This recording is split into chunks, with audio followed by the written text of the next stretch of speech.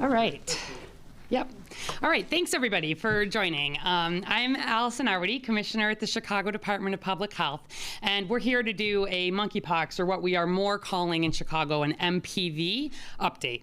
So I've got a number of slides. We will post these online for anybody who wants to take a closer look after the press conference. I'm pleased to be joined by multiple partners. Last week when we did our update, we were very focused on direct clinical providers. We've brought in some of the other partners today. So we'll be hearing from Mark Lieberson, who is the Vice President of the Northalsted Business Association and a club owner related to upcoming events this weekend. Ricardo Cifuentes, the Vice President of External Affairs at Esperanza Health Centers, an FQHC that has done a lot in many things, but especially an important partner for us in COVID vaccination and others. Maurice Brownlee, the Chief Wellness Officer and Medical Director at Wellness Home Behavioral Health, also been an important partner for us.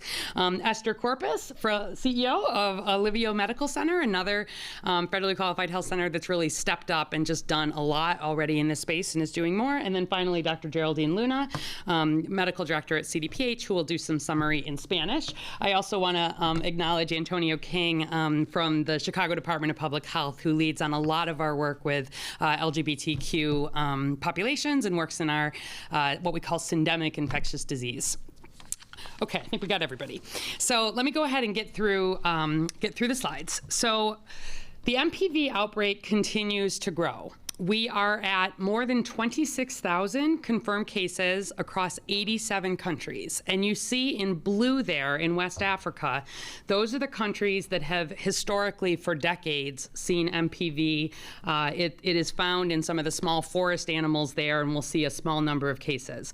Everything in orange is the current outbreak, where we are more seeing spread through person to person, especially sexual and intimate transmission. If we look across the U.S., oops, there we go, sorry.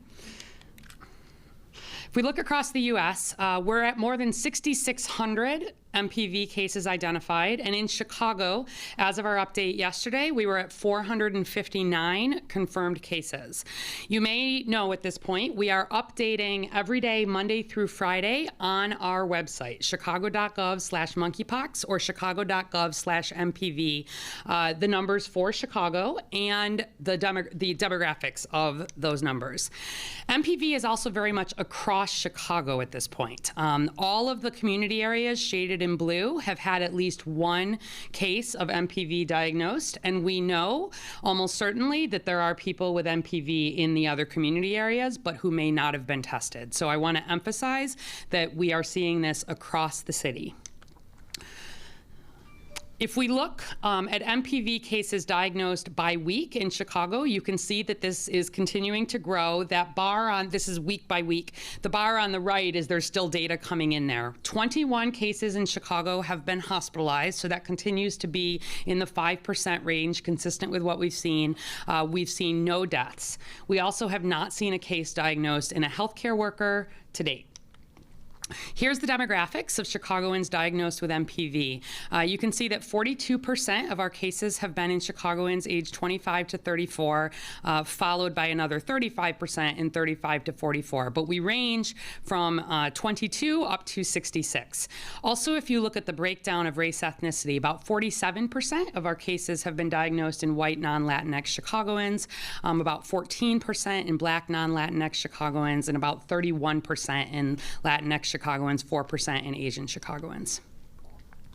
And I do, when we also look at sex, gender, and sexual orientation, all but one of our cases have been in males, sex referring to sex assigned at birth. If we look at gender, we've had one case diagnosed in a transgender man, one in a woman. And then if we look at sexual orientation, among people reporting their sexual orientation, 98% have reported gay or bisexual. I want to emphasize that there is nothing biologic about this virus that makes it specific to men who have sex with men. However, that is the network where we have been seeing it spread the most here in Chicago and around the world. So the overall risk of MPV to the general public remains low at this time. But we really want to emphasize that we need you to see a healthcare provider if you develop symptoms. As we showed, most, but not all, of our cases have been in gay, bisexual, or other cis or trans men who have sex with men. The median age is 35. Spread is primarily through skin-to-skin contact with rash or lesions, and this rash can be anywhere on the body, and the highest risk of spread is through sex and other intimate contacts in these social networks. And so there's information here, just if you've got a new or unexplained rash, it can look like a pimple or a blister, a pox is what we call it, as those pictures are on the right. You're not feeling well, please go see a doctor. There's a lot of information on the website about how is MPV spread, what are the symptoms, what should I do. I want to highlight that anyone can get MPV, but again, right now, the community where we are seeing it the most at highest risk and where a lot of our focus has been is in the men who have sex with men, MSM community. So if you or your sex partners are feeling sick or you have a rash or sores, don't have sex, don't have close physical contact until you've been checked out, until you're no longer feeling sick. Don't share things like towels or sex toys or toothbrushes, and then be in touch with your healthcare provider. So we've been getting a lot of questions about how do I know how risky MPV is right now. So based on what we know so far, we've divided up here some activities into what's known to be highest risk, some risk, and then unlikely. So highest risk, clearly, is sexual or intimate contact, and that includes with wearing condoms. I want to note that wearing condoms decreases the risk of spread, but because you can have sores anywhere on your body, etc., it is not fully protective. But certainly condoms are important for protecting against other STIs, HIV, etc. I just want folks to know a condom is not 100% protective against MPV spread. The other highest risk activity is direct contact with the infection, the rash, the scabs, the body fluid, sexual or non. Some risk are activities like kissing or cuddling, potentially dancing, at a crowded party where folks may not be fully clothed, potentially sharing drinks with someone who is infected, sharing a bed, towels, or personal toiletry items. So those are some of, when we look at the data, those are some other risk factors outside of sexual or intimate contact that clearly have some risk. Based on everything and the way this is behaving right now at this point, though we're learning more every day, things like dancing at a crowded party where folks are clothed, unlikely. Coworker to coworker transmission, unlikely. Touching a doorknob, trying on clothing in a store, traveling on an airplane, going in a swimming pool or other body of water, going to public restrooms, being on public transit, being at a grocery store, a coffee shop, or a gym via equipment. At this point, those are all believed to be unlikely sources of risk for MPV. And so just wanted to highlight that education is power here in terms of protecting yourself against this and any other disease. So our MPV plan here in Chicago, pretty basic. M, monitor cases, case investigation, contact tracing, just like we do for any outbreak. P, provide resources and education to many folks. And then V, vaccinate those at highest risk. And so to talk through this, MPV testing is widely available here in Chicago and across the US. You should be able to get a test for MPV at any doctor's office, at any clinic. There's no special approval. It works by taking a swab of one of your samples, which is then sent off to a laboratory. There is also treatment available for people who are diagnosed with MPV. Most people don't end up needing the specific treatment, but folks who are immunocompromised, higher risk, hospitalized, having really bad symptoms, we are able to help get this antiviral medication, but you have to see a doctor, both to get a test and to get treatment. You can't do that outside of a clinical setting. Good news, testing is increasing quickly. This is our weekly volume of tests through the end of July, and you can see just as cases have been increasing, testing has also been increasing, which is partly reflective of why the cases are increasing, but I'd like to see this go up even more, because if you are diagnosed with MPV, the health department and all of our partners across the city work very quickly to get all of your close contacts, your intimate partners, vaccinated. That helps stop the spread. And so the other good news is that vaccine supply is increasing. We're getting new updates almost every day, so I thought I would bring you up to date. Demand definitely still outstrips supply. Even if we're just thinking about men who have sex with men, we estimate there's about 120,000 in Cook County alone. And so we continue to prioritize getting more individuals the first dose of the vaccine. Jynneos is a 2-dose vaccine regimen. You've got to give the second at least 28 days after the first dose. And so we, like others, have decided let's get more people that first dose of protection. Known contacts or immunocompromised are still getting 2 doses. So in the first 6 to 8 weeks, we got about 5,000 doses here from the federal government. Remember, this is a virus that we normally have 0 cases of across the U.S., maybe 1, maybe 2. So it's not a vaccine that is just on shelves in pharmacies. It's required a significant ramp up. July 23-24 was the first significant allotment that we got from the feds, 15,000 additional doses.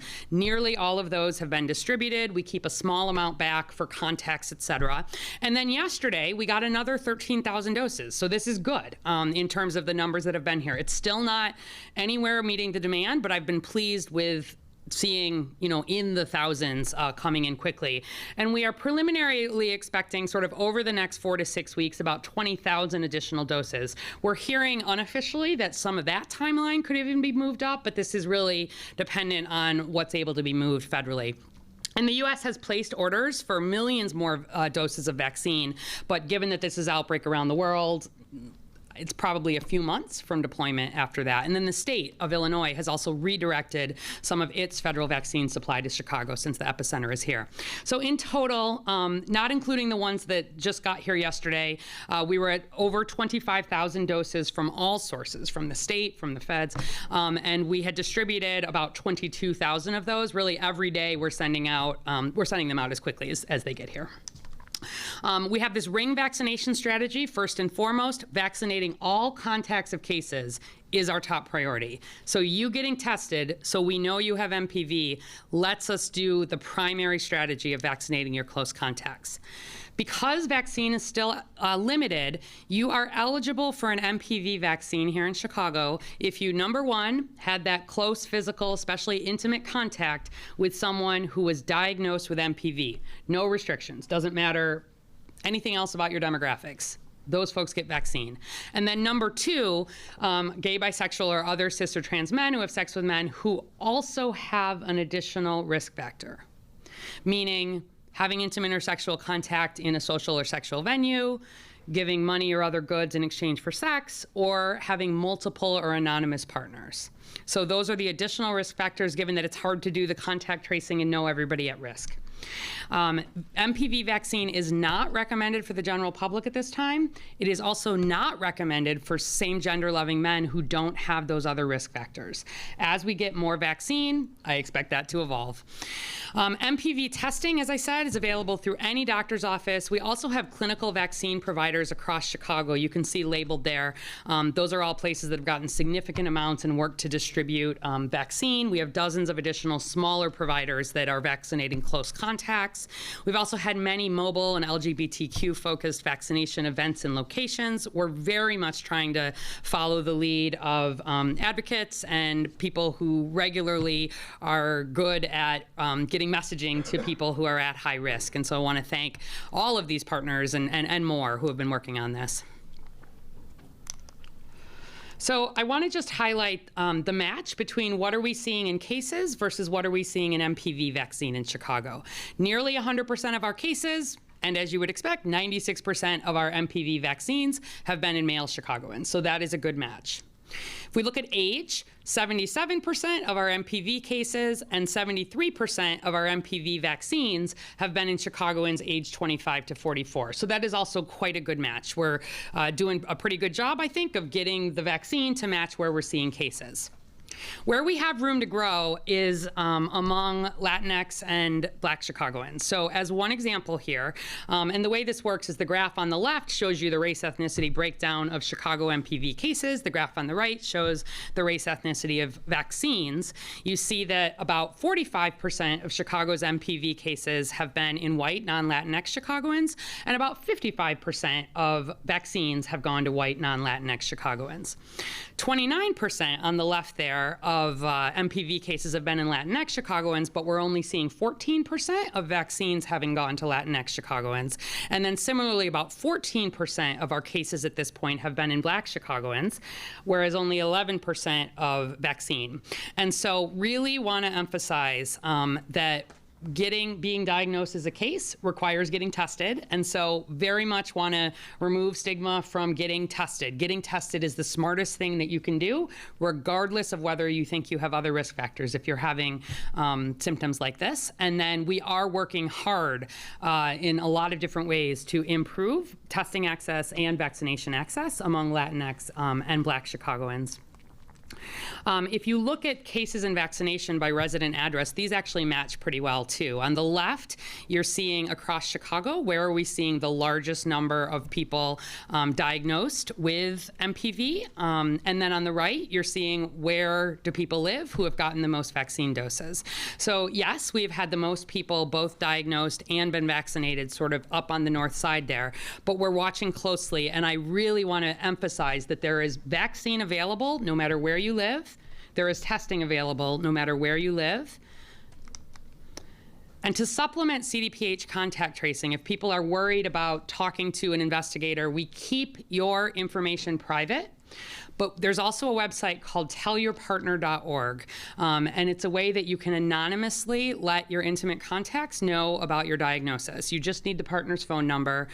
There's an MPV unit on there, and feel free to look it up if you want to see some more about that. But we really we want people talking about this. We want people being open. You're going to hear some more about Market Days planning. That is coming up this weekend. We're doing video campaigns, banners, physical assets, PSAs, so we're going to hear about that in just a second from Mark Lieberson. If you go to our website, chicago.gov/monkeypox, you'll see a lot of materials that you can download, you can share. Businesses are welcome to post, and we are getting a lot of information out. This information is changing almost by the day, so we're referring people really to the website. You'll also see a lot of social media. I've been emphasizing this one, for example, turn on the lights before you turn off the lights. This is, if you're having sex, spend a little time with your partners. Talk about MPV. Look for any new or unexplained rash or sores. Don't touch those until you see a healthcare provider. We're really working on having different messaging across different groups that resonates and is honest about what the needs are. So to wrap up, I think I might have monkeypox. What should I do? Separate from others. Skip gatherings and nights out, and don't share your personal items. Call your doctor. Tell them you want an MPV test. There is no shame in that. That is a good thing, and we want people to get tested. The symptoms, again, the main one is rash or sores, but people can also have headache, fever, chills, muscle aches, and swollen lymph nodes. If you have any questions, chicago.gov/monkeypox, or you can call, as always, our hotline. You can also, we have an HIV STI resource hub that's especially LGBTQ friendly, so if you prefer to call that number, that is listed there as well. And with that, I am pleased to bring up Mark Lieberson, the Vice President of the Northalsted Business Association and a club owner. Thank you, Dr. Arwady. Appreciate it.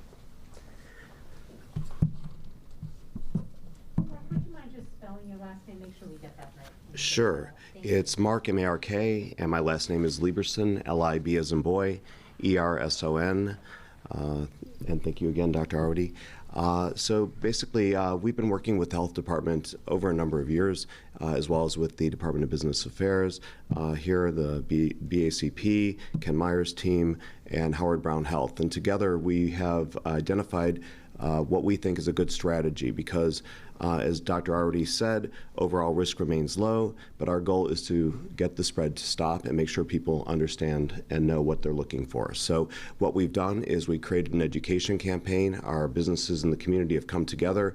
We're showing videos in our businesses, and there's material literally everywhere on Northalsted and throughout the community about monkeypox. So MPV, if you're aware of the symptoms, they're much different than what the media originally had presented, so people didn't understand the mild symptoms. We're promoting the mild symptoms related with it. And then secondarily, 95+% of the cases have been related to intimate activity, We're sharing that knowledge so that people are aware of the primary mode of transmission.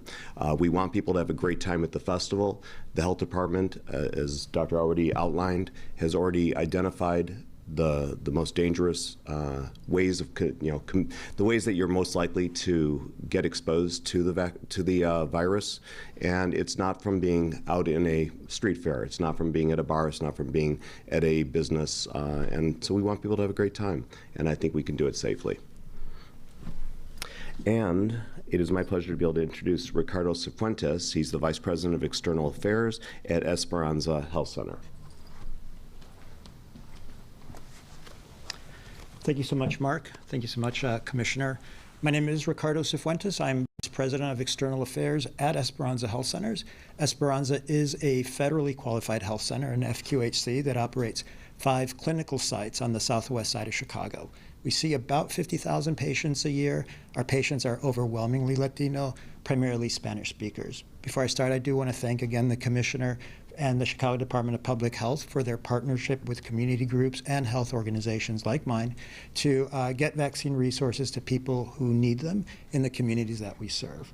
So at Esperanza, we detected our first case of MPV about 2 weeks ago. Since then, we have identified 5 more, and we expect that number to increase as people continue to come for testing.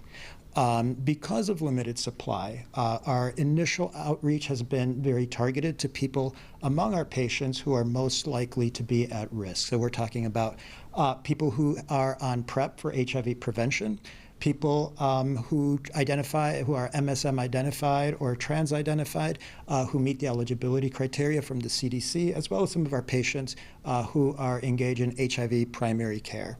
To date, we have scheduled or delivered 100 vaccines. We just recently, so we have 2 options for people to get the vaccine at Esperanza. They can either call our main number, or they can also send us a text, MPV, to our dedicated line, a dedicated text line, and someone from our team will reach back out to them and schedule that visit. We are also starting to do some contact tracing at Esperanza. Fortunately, we don't have that many people with confirmed exposures, but we are able to start reaching out to them and inviting people into the clinic to get their vaccines. And of course, as supply increases, we'll be expanding our capacity to deliver vaccination. So currently, we are delivering vaccine at our clinic just outside Douglas Park in the Marshall Square neighborhood. But we anticipate that we'll be able to open additional clinic hours at our Brighton Park location at 47th and California. With that, I just want to thank again the Commissioner of Public Health and say, this is something serious. When faced with an issue of public health, we really do need the public's help to be vigilant, to be really thoughtful, to help spread the word. So thank you again, and thank you for the opportunity. And I'm going to present now Maurice Brownlee, who's Chief Wellness Officer and Medical Director of Wellness Home Behavioral Health. Thank you so much. I, too, want to say thank you. The Department of Public Health has tremendously been great in terms of helping us not only get the word out, but providing us with the vaccines. We are a private organization. We have 2 locations. We have one in the Lakeview area and one on the south side. And so we have been able to successfully vaccinate about 1,000+ people over the last 2 to 3 weeks. I know right now that people within the community are very frustrated. And they're frustrated because they're having to call, they get messages, they have to wait for people to call them back, and all this other great stuff. But I need everybody to understand that we are trying, and that people that are working in these places, the providers, are getting back to you. We have a standard that we try to get back to people within 24 hours. Again, we're the Wellness Home at North Star and the Wellness Home on Halsted. We have identified about 10 cases between both locations. At the location of Halsted, we have created a monkeypox mini center. And in that center, we do testing, we do vaccinations, and we do assessments. At our location on the north side, Wellness Home at North Star, we do testing, and we also do vaccines there. As Dr. Arwady has already said, our concern as an organization has kind of shifted. And when I say that, I'm mainly talking about our focuses on the Black and brown community. We know, as you just saw, the uptake of vaccine within those communities is very low. And a lot of us will argue, because of historical reasons or whatever the case may be, yes, that may very well be true. So what we're trying to do, along with the Public Department of Health, is trying to get our messaging right for that particular population. We are going a step further. We're trying to break down all the barriers for getting vaccinated. And what that means is we are open 7 days a week at our Halstead location. We're open during the hours that people can access testing and vaccines. We're open from 10 a.m. to 7 p.m.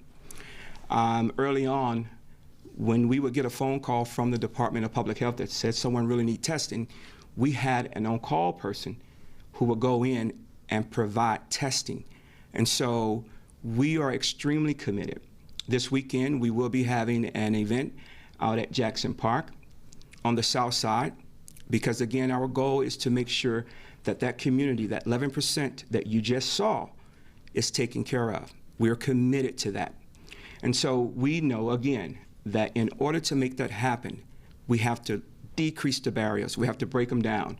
And so our goal is to make sure that those barriers do not exist. And we want to break every last one of them down. And so I tell everybody, and this is my message to all the ministers for this Sunday, do me a favor, talk about monkeypox to your members. Let them know that they can get tested. Go on the website. Our website address is www.wellnesshome.org. You can find about our locations and other locations who are testing. Monkeypox is here, and we have to take it serious. And we intend on doing just that. We don't want this to go into what COVID was. And so we got to be resourceful. And so that is our goal, and that is what we're here for. Now I would like to introduce Ms. Esther Corpus. She's the CEO of Olivio Medical Center. That's right. Close enough. Good afternoon, everyone. I want to thank Commissioner Arwady and Dr. Luna for having us here today. My name is Esther Corpus. I'm the CEO of Olivio Medical Center.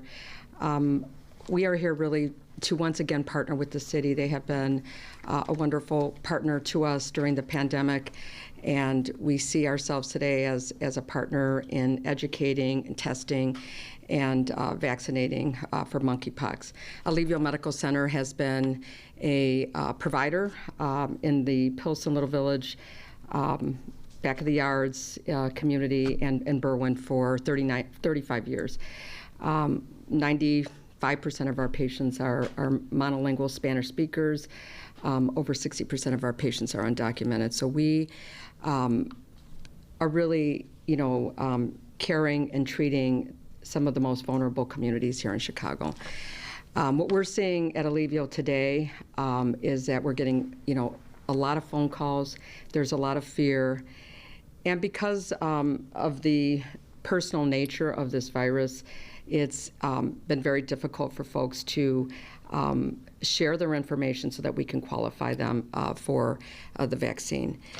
We have decided to partner. We're really excited to partner with Calor, which is another organization, a very trusted organization in the community that focuses on the LGBTQ community, specifically on HIV testing and treatment. We feel that what we learned, lessons learned during the pandemic, is that for folks to come out and to get tested and receive vaccines or treatment, they go to trusted healthcare providers. And Olivio is one that, as is Esperanza and other federally qualified health centers, Calor being in their area of expertise, we have chosen to collaborate with them. We're doing our first vaccine kickoff tomorrow at the Arturo Velázquez Institute. We did receive 100 vaccines. Our schedule is full. We have a waiting list. All of those individuals have been qualified. And I'm glad that we're raising the issue of disparities. We saw this during the pandemic, and I think we again see it with monkeypox. We want to make sure that we reach the Latino, Black community as well.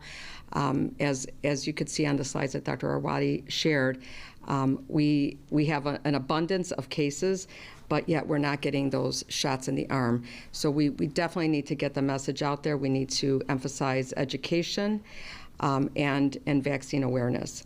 So we really do appreciate to have this opportunity to share this information with you. And at this point, I want to introduce my good friend and physician, Dr. Geraldine Luna. Thank you, Esther. Muy buenas tardes a todos. Yo soy la doctora Geraldine Luna, directora médica del Departamento de Salud Pública de Chicago, y hoy les voy a traer las actualizaciones de la viruela del mono, también conocido como la viruela del simio o símica, y la viruela ahora también la llaman la viruela del chango. Así que, sin más, les digo que los casos de la viruela del mono siguen aumentando en Chicago, y por eso es que esta conferencia es para hacer un llamado a las personas que se hagan la prueba, más importante aún, que se aíslen una vez que sean diagnosticados y que avisen a su médico para que se puedan empezar a hacer el contacto y rastreo y parar de una vez por todas la enfermedad en la comunidad. Ya se han reportado 459 casos en Chicago con 21 hospitalizaciones. Todavía, afortunadamente, no se han reportado muertes. Pero a medida que los casos siguen subiendo, las hospitalizaciones pueden seguir subiendo. Y entonces no sabemos, en las personas con menos reserva, el fin, ¿verdad?, que pueda ocurrir en estos casos. El 99.5% de las personas que han sido diagnosticados pues, son hombres. 398, una mujer dentro de esos números y un hombre transgénero.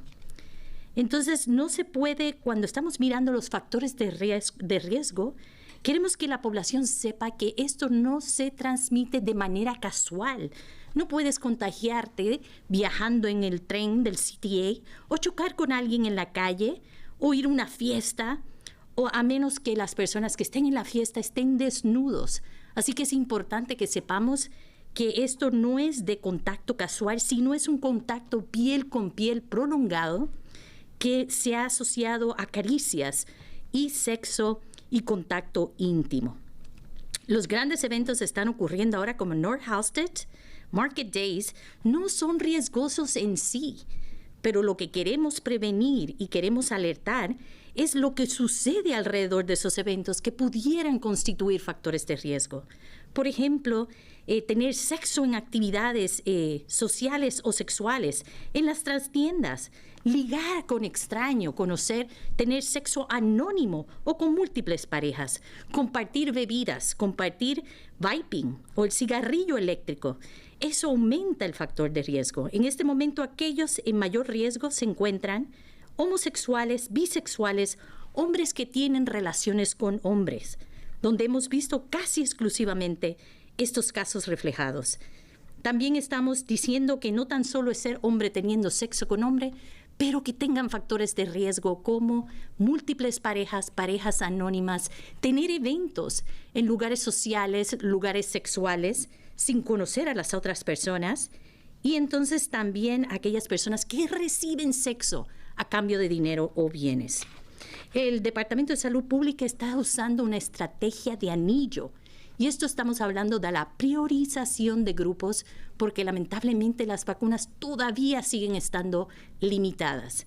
Así que una persona que se haya contagiado o se haya expuesto a una persona contagiada y confirmada con la viruela del mono recibe prioridad en la vacunación.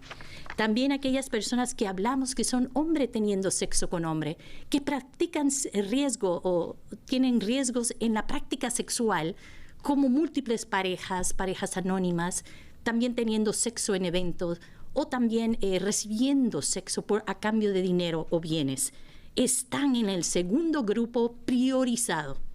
Entonces, a medida que hablamos con las parejas sexuales, o sea, si se comunica con su pareja sexual, usted o su pareja se sienten enfermos y tienen un sarpullido nuevo, llagas, les pedimos encarecidamente que se aísle, no compartan objetos sexuales, no compartan objetos íntimos y no tengan sexo hasta que no se hayan revisado por un médico y se hayan hecho su prueba para la viruela del mono. Les pedimos también, si cree que tiene la viruela del mono, por favor, como le dijimos, aíslese, pero llame a su médico primario y recuérdele que la viruela del mono anda en la comunidad.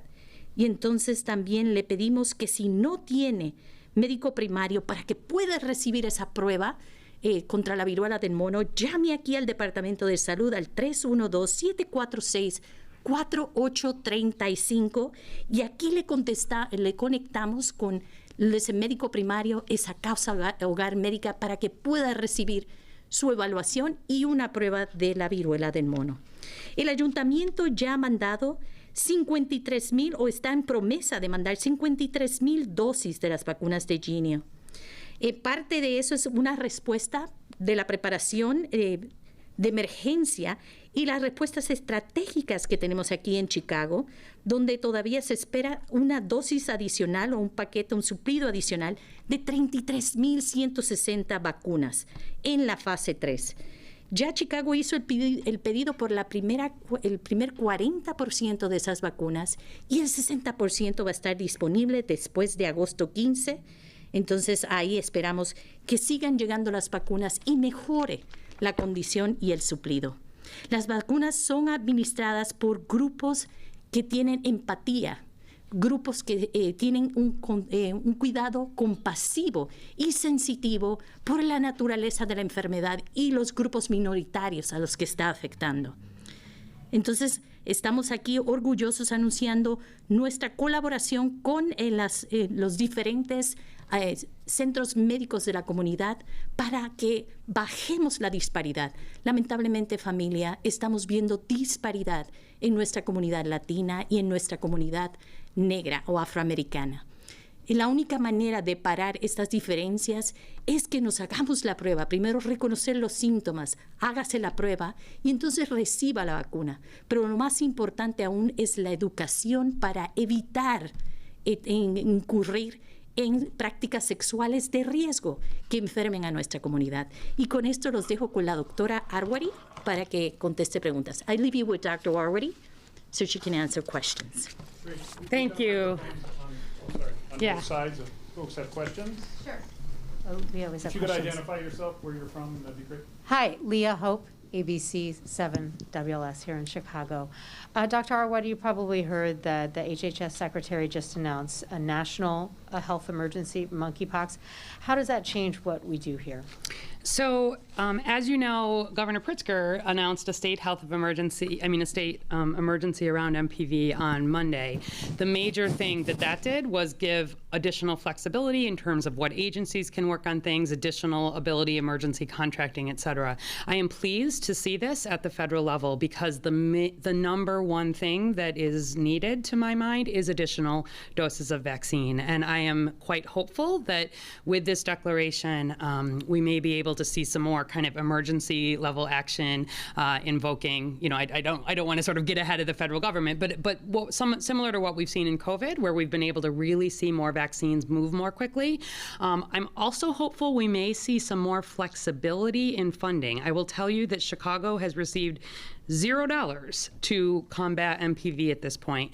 And I have a lot of unspent COVID dollars that I would really like to be able to move to work on MPV, of course. So those are a number of the things that I'm hoping we may see. When a day or two ago when they announced that someone from FEMA was going to be leading along with someone from CDC, it suggested to me that this might be coming, and I think it's good. We want to get all hands on deck, and we want to get this handled as much as we can. As you see from these partners here, I've got 50 more like this, right? Like, we know how to do vaccine here in Chicago. We know how to do it with an equitable lens. We have the ability to prioritize and push vaccine and use trusted partners.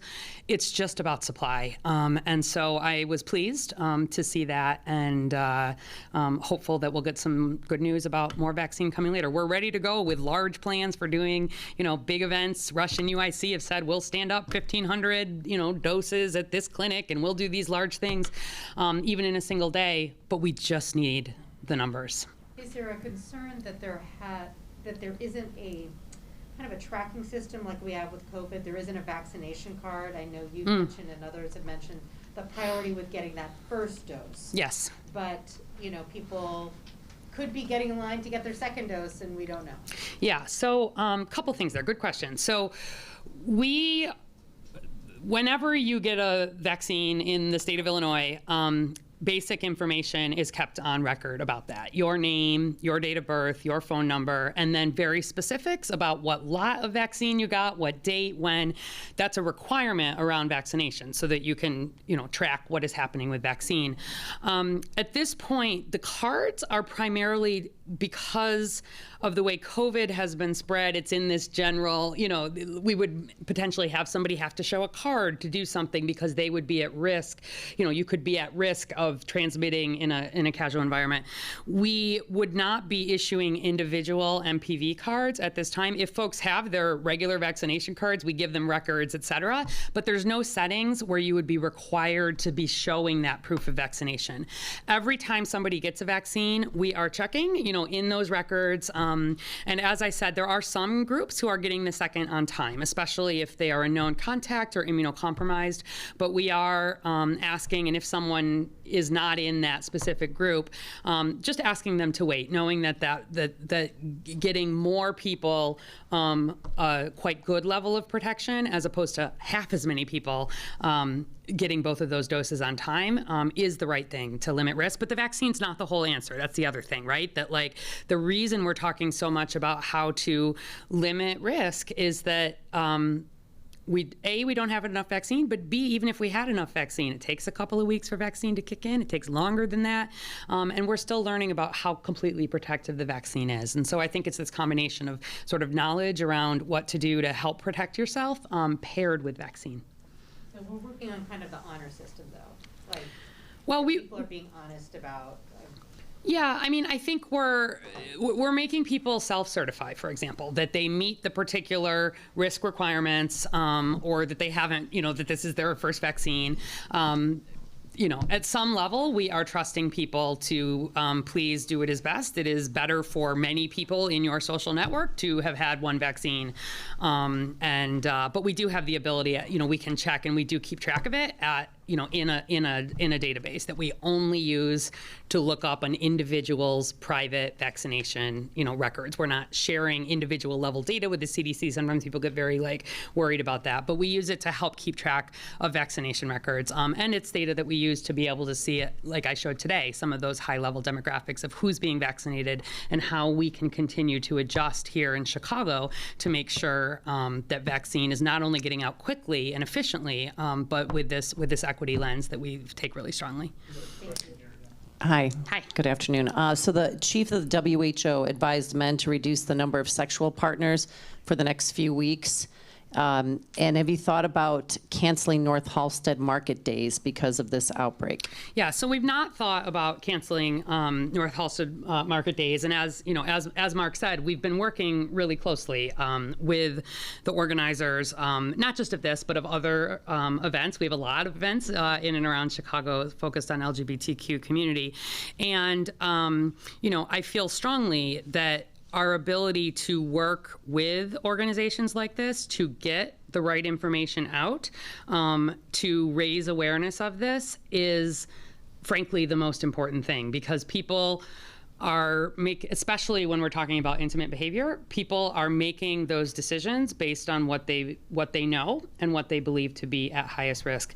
Given that we don't see this spread based on everything we know now through gathering in bars, through getting together, going to a street party, et cetera, we do not think that it sends the right message to say we're not doing this at all. We know that abstinence messages tend not to be successful. We have a lot of data on that, but it is a time to be careful. Having multiple or anonymous sex partners right now would be higher risk in this setting. And I want people to continue to, enjoy the summer, enjoy gathering, enjoy festivals, but understand that this disease in this population, especially right now, there is more of it available. And if you're not feeling well, please stay home.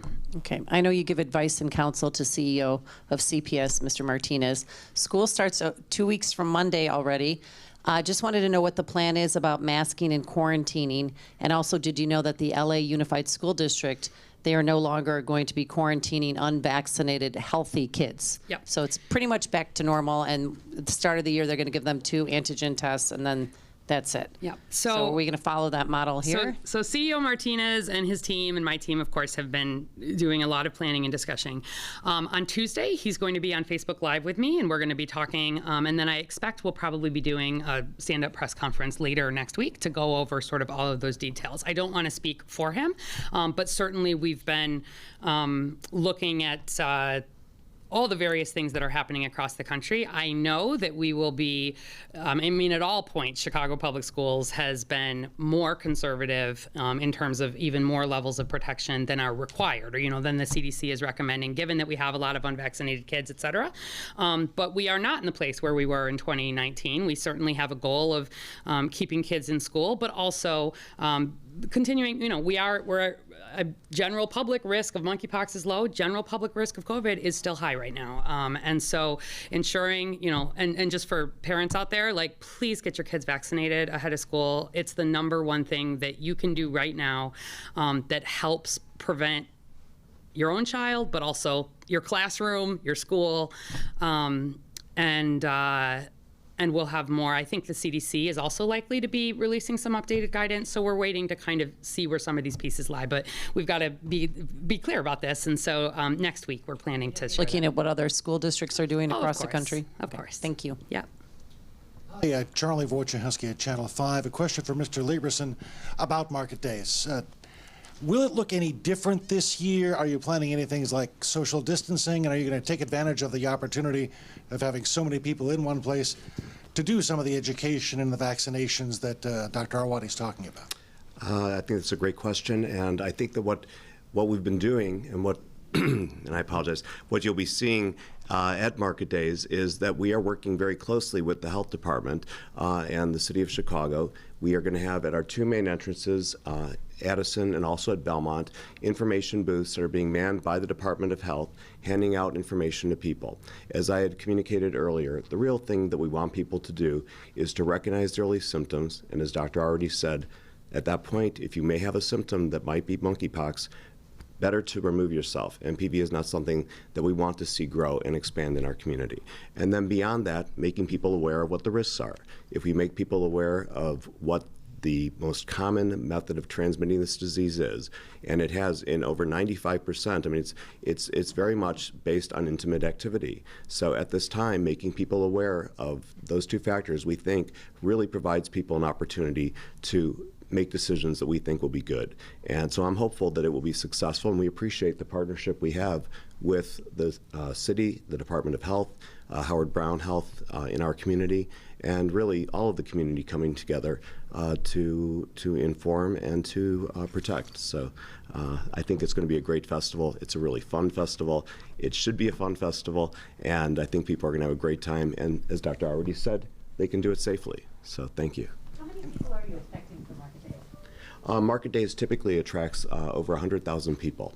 So it's a very large festival. It runs from Belmont to Addison, and it has over 5 stages. There's all kinds of different, everything from cabaret to dance to bands.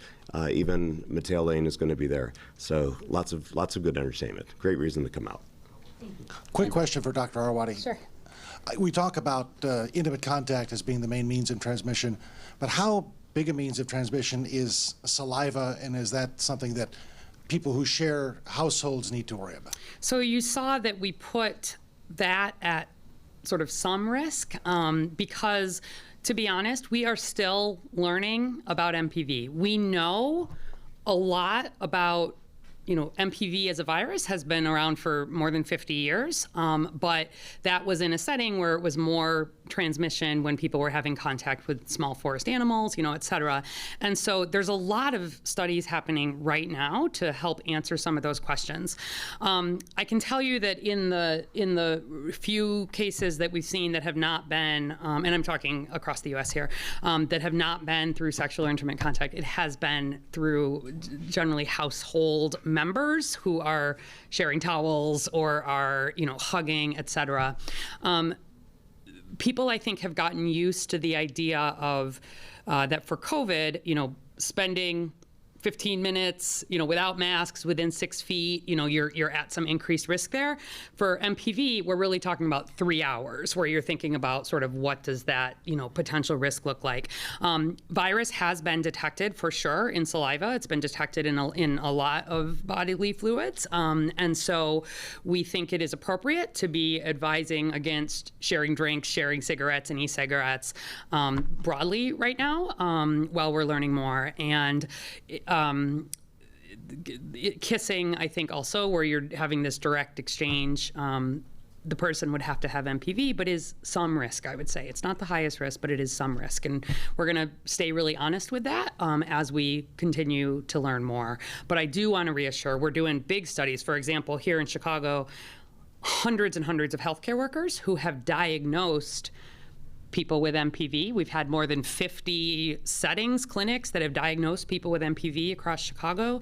And we've been following up with people who had small amounts of contact, people who had actual diagnosis. We're sort of taking the samples.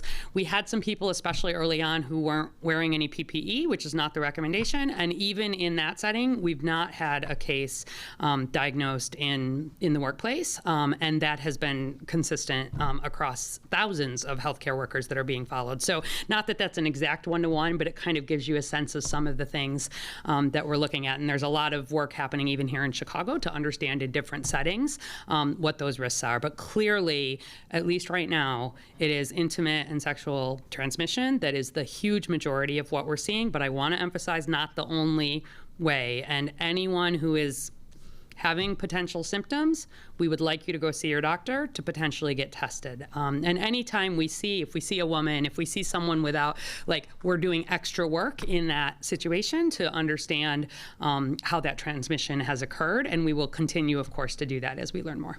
Great, thank you, everybody.